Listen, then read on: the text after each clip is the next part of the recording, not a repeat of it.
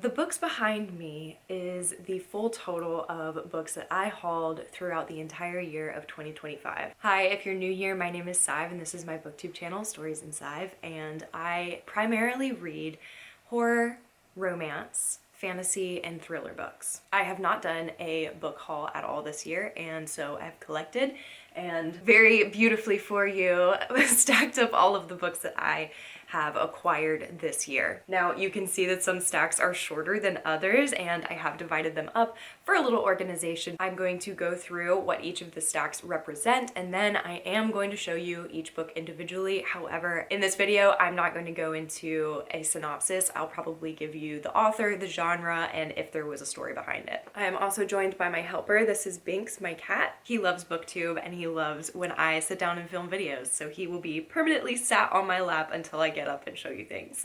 Okay, without further ado, let's get into all of the books that I hauled / acquired in 2025. To start off, the total amount is 87 books. I have brought in 87 books, added 87 books to my library this year. And the reason why I'm not using the word bought is because of the way I've divided up these stacks. So let's get into this. These two stacks right here represent the books that I was gifted / have borrowed and did not buy with my own money. That's a distinction that I make quite often when framing how I look at my physical TBR.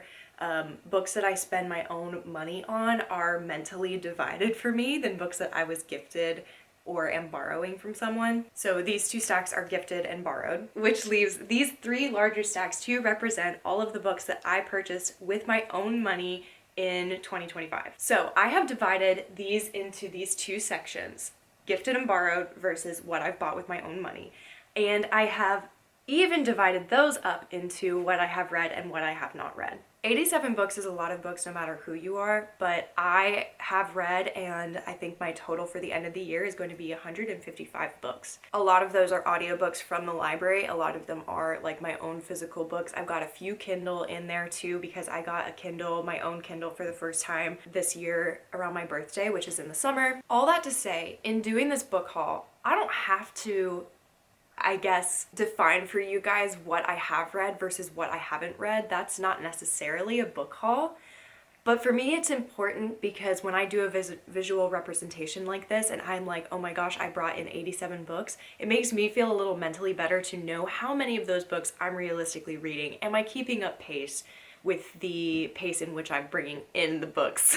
So that brings me to have read and have not read. Going back to this side, gifted and borrowed, there are 22 books completely represented here. I don't know if you can see the ones at the bottom, sorry if you can't. I'll show you everything. I have read 10 books and I have not read 12 books. Going back over here to the books that I have hauled with my own money, these two stacks represent what I have read. I have read these two stacks right here, and this beautiful tallest one in the middle is my physical TBR. So these are the books I've hauled in 2025 that I have not gotten to yet. Now commences the typical book haul portion. I'll show you all these books and tell you a little bit about them, but I just like to give that distinction more mentally for myself because when I was pulling all of these off the shelf and I was like, 87 books, holy smokes. Okay, let's get into it. Because we have 87 books to go through, I'm gonna do this kind of quickly. If you're interested in any of these, go look them up on your own.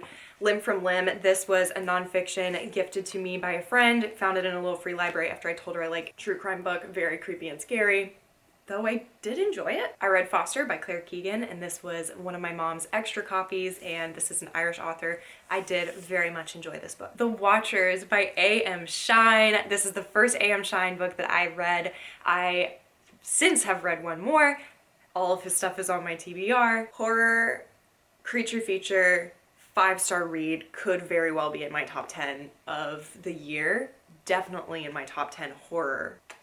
The Daughter of Dr. Moreau. This is Sylvia Moreno Garcia. This is a horror sci-fi because it is a retelling of Dr. Moreau or whatever the classic is. Really liked the plot. Pacing was a little weird. This is not my favorite Sylvia Moreno Garcia, but a solid 4-star for me. Next is It Happened One Summer and Hook, Line, and Sinker by Tessa Bailey. These were really fun. Definitely what I needed in the moment when I read these in the summer. I think both of them are 4-star reads, but if I'm looking back, I preferred Hook, Line, and Sinker, so Maybe it needs to be 3-star and 4-star. Brutal Prince by Sophie Lark. This is a mafia romance that my friend got me, and it was so short, so addicting, really fun. I'm definitely continuing on in the series. Next is We Live Here Now by Sarah Penborough. This is a horror haunted house, really fun take. She always does these fun speculative twists.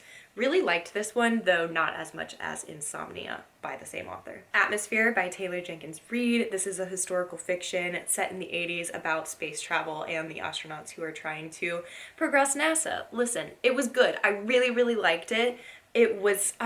Maybe the romance in here wasn't as strong as what I would expect from something titled A Love Story. I mean, Daisy Jones and the Six, not titled a love story, but the romance I felt was stronger. I don't know. Solid 4-star. Couldn't bring myself to give this 3 stars. Next, The Stardust Thief by Chelsea Abdullah. This is a fantasy, incredible storytelling. The first book I've read from this author, and I will be continuing on in the series. I don't know when though. It's not a high priority. I think I gave this 3 stars. Now we are getting into the gifted books that I have not read yet, starting with My Road to Ruin by Erica Ridley. This is a historical romance. The Lonely Hearts Hotel by Heather O'Neill. This is historical, and it kind of gives a little bit underbelly performer, very theatrical vibes. Definitely interested in this, but it's not high on the TBR. Sweet Heat by Bolu Babalola. This is a romance, an actual sequel to Honey and Spice, which was a 5-star romance from 2 or 3 years ago from me.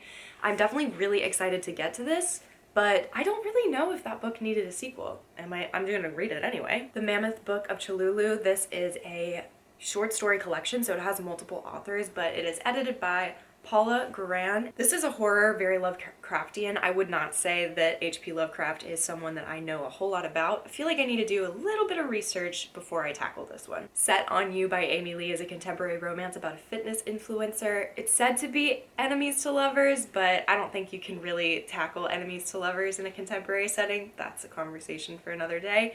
So in my head, this is rivals. Stillhouse Lake by Rachel Kane. This is a thriller mystery that my dad actually read, and he was obsessed with it. He said the first 20 pages were so gripping and good. I'm definitely going to give this one a shot. However, it's a multiple book series. I don't know if I've ever tried to read a long mystery series. So in that way, it's a little intimidating to me. The Kingdom by Jess Rothenberg is a YA fantasy and sci-fi book. I think it has a little bit of rebellion in it because it says a sublime blend of the Stepford Wives and Westworld. Next, I have Yumi and the Night Painter by Brandon Sanderson. This is one of the secret projects from a couple years ago. I haven't read this one. The only one of them that I have read is Tress of the Emerald Sea, and it was good. It was just much more goofy in tone than I was expecting, though this cover has me intrigued to the max. I have Immortal Longings by Chloe Gong. This is the first book in a new fantasy series. I am not super pressed to start this anytime soon. I would like to get through a few of my series that I've already started, then start something new. I've heard mixed reviews, but would be interested in forming my own opinion on this one. Next is Silvercloak by L.K. Stevenson. You will see me read this one soon. This is a really interesting magic system. With the exchange of pain and pleasure, you get certain abilities depending upon what you're experiencing. And then it's also kind of mafia, spy, infiltrating, and has a lot of betrayal. My friend Abby's read this and she really wants me to read it, so very excited to try this. I was also gifted A Drop of Corruption by Robert Jackson Bennett. This will be my 5th book by this author. I loved the Foundry Side trilogy, and I really, really enjoyed the first book in this series, which is called The Tainted Cup. This would be a book that I can see myself picking it up and reading it in one weekend. That's how I felt with the previous one, and I've heard amazing things about this. The last book that I have that is the gifted and borrowed section is going to be A Far Wilder Magic.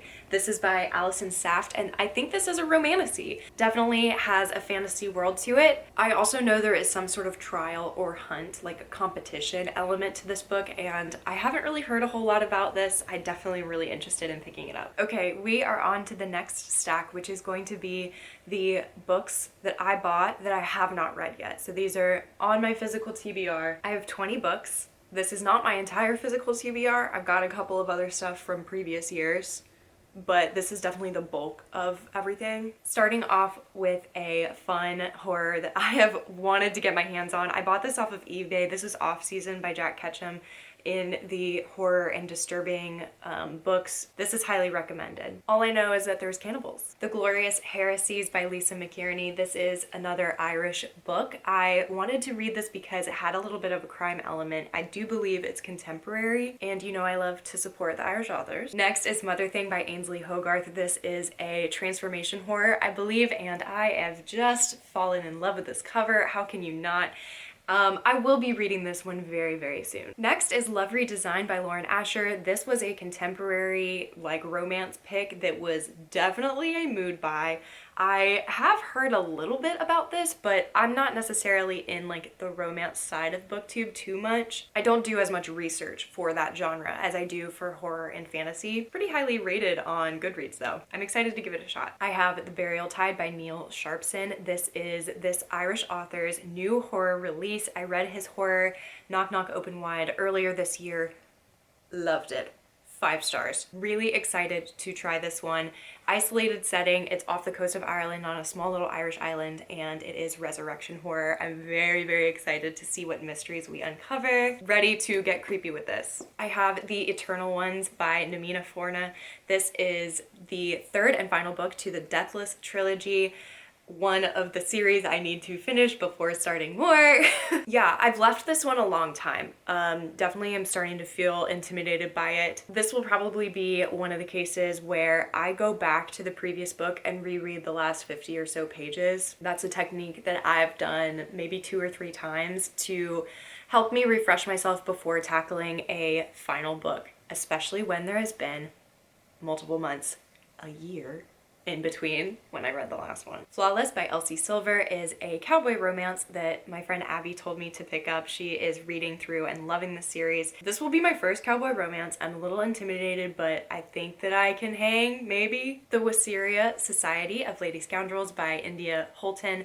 I've read from this author once before, and I am excited to pick this up. This is historical, but it's also fantastical, and on the back it does say that like pirates are involved, so I'm excited to get to this. American Rapture by CJ Lead is another horror. This one is a plague/apocalyptic story with heavy religious undertones.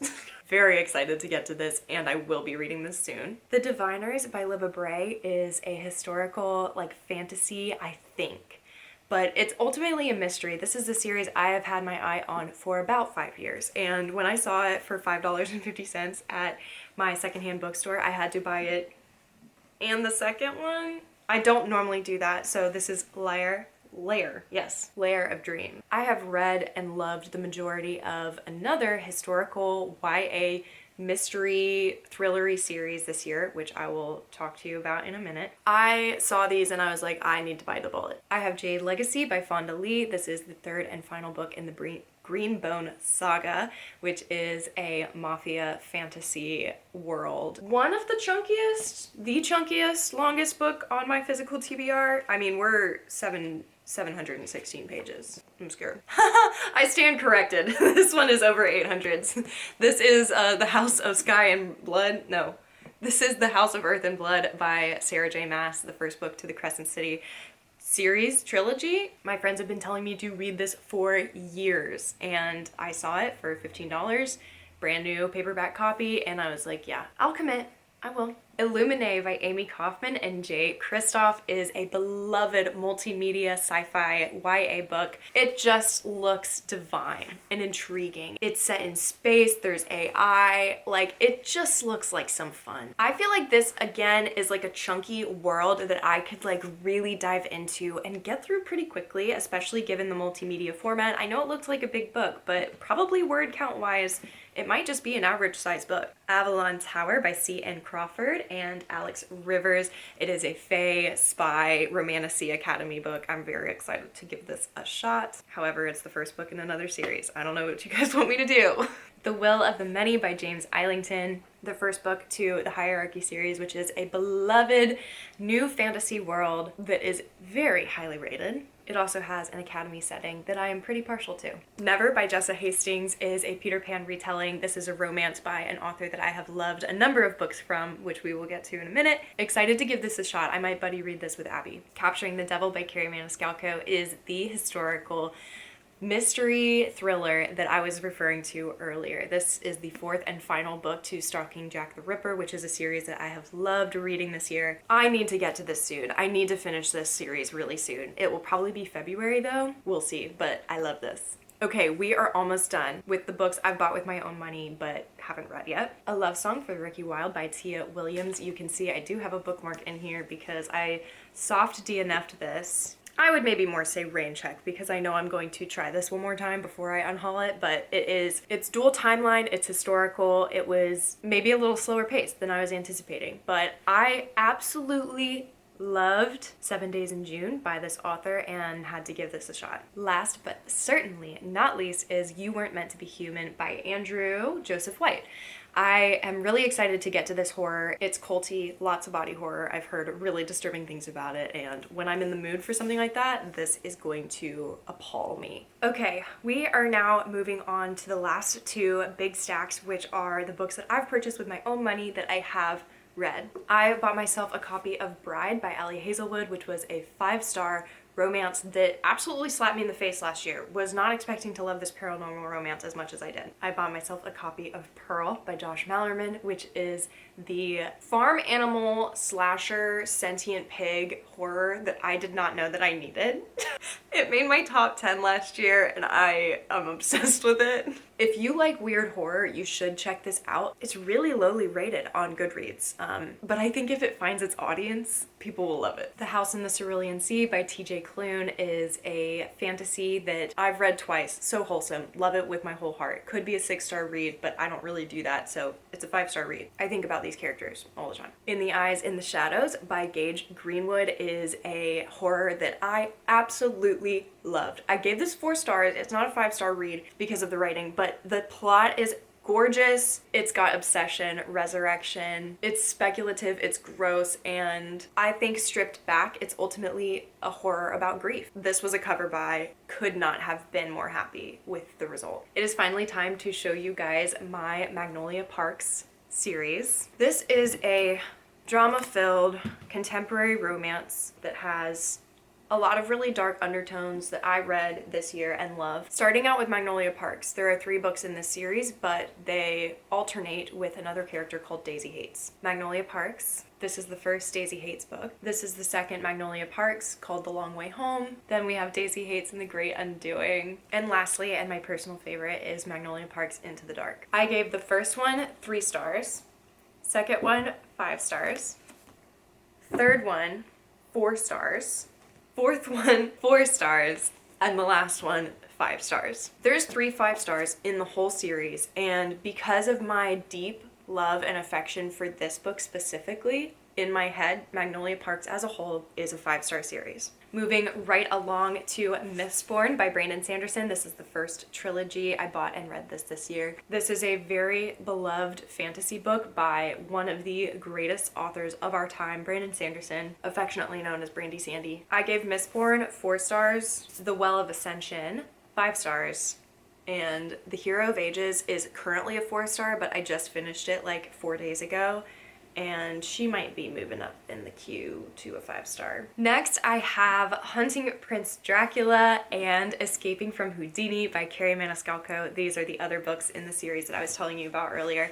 I read these in October. Fabulous plot. The mood was right. By the 3rd book, the romance was like actually kind of happening. It's been a very slow burn. These books are fabulous. Silver Under Nightfall by Rin Chupeco is a vampiric fantasy novel, the first in a duology. This is a 5-star read.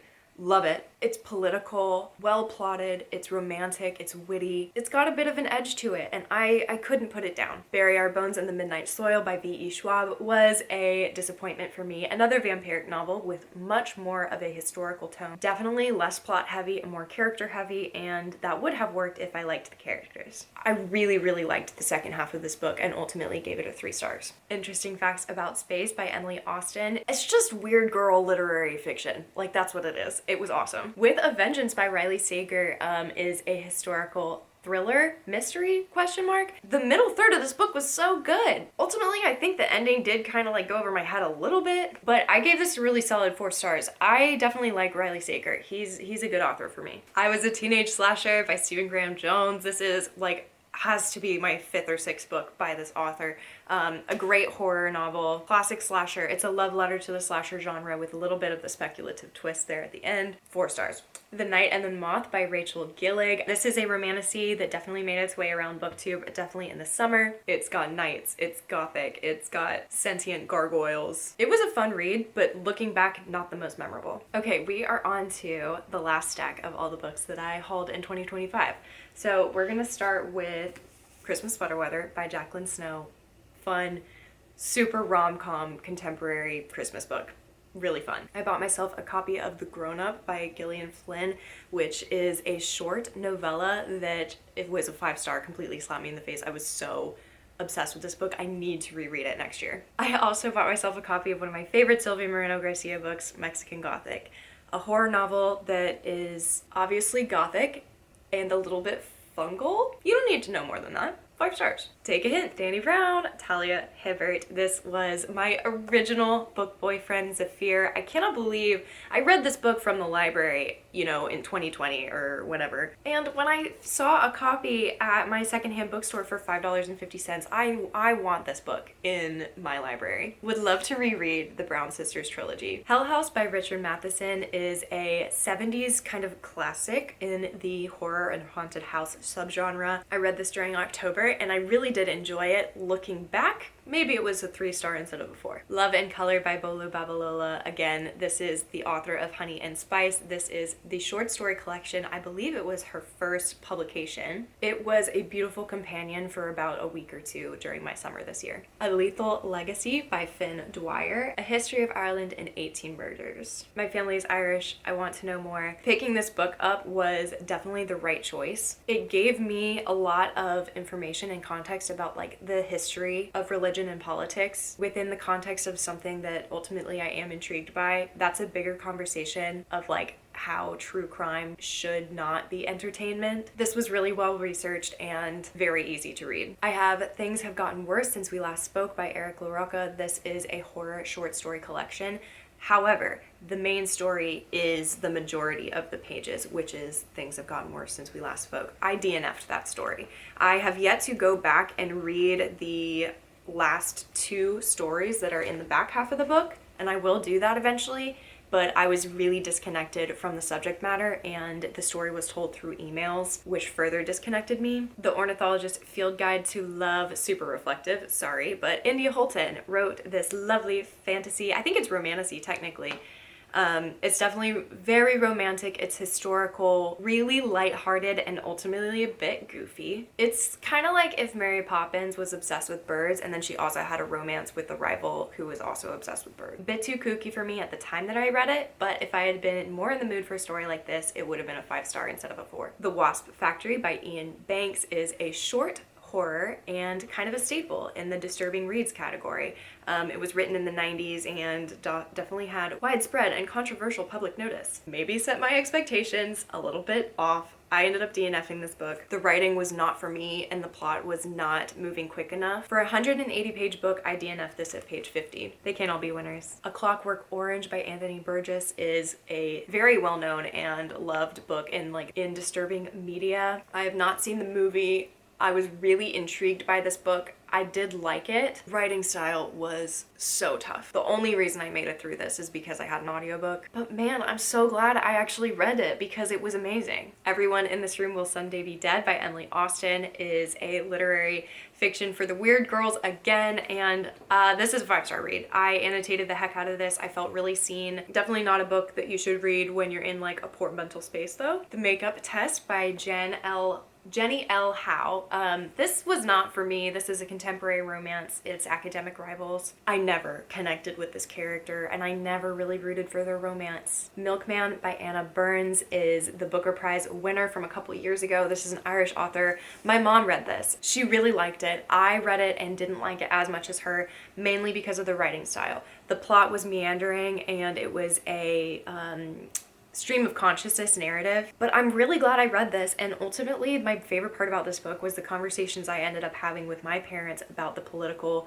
climate when they were growing up in Ireland. This was set in the 80s. If you don't mind a stream of conscious narrative, this could really be for you. The Long Game by Elena Armas is a contemporary romance, and it's probably one of my favorites that I read this year. I don't even want to give you a synopsis on this. Go and check it out, and if you are even slightly interested in like a Ted Lasso vibe book, give this a shot. Their Vicious Games by Joelle Wellington is a YA kind of murder, I think it's YA, competition and mystery book. It was really good. It definitely was a little disconnected when in the latter half of the book as things get more and more absurd, if you will. But this has been on my radar for a little bit. I'm really glad I got to it. The Summer Girl by Elle Kennedy is the third book in the Avalon Bay series. These are a guilty pleasure read for me. I loved this book, but I've got a couple friends that didn't connect with them like I did. So, okay, we are closing in on the end with The Seventh Veil of Salome, or Salome, by Sylvia Moreno Garcia. I definitely wish I liked this one more. Unfortunately, her writing was not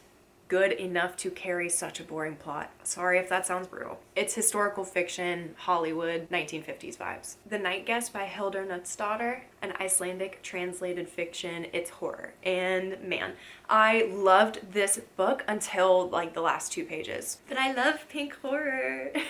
I finally read Carrie by Stephen King, and oh my gosh, I'm so glad that I did. A horror by the king of horror himself. If you haven't heard about the story, I'm not going to be the one to tell you. A Sunny Place for Shady People by Mariana Enriquez is a horror short story collection that, oh my gosh, like some of them were such a miss and some of them were a crazy hit. There is still a freaking image in the back of this book that I think about. Holy crap, it's so scary. If you don't like creepy stuff, like it's not insane, but if you don't like creepy stuff, look away.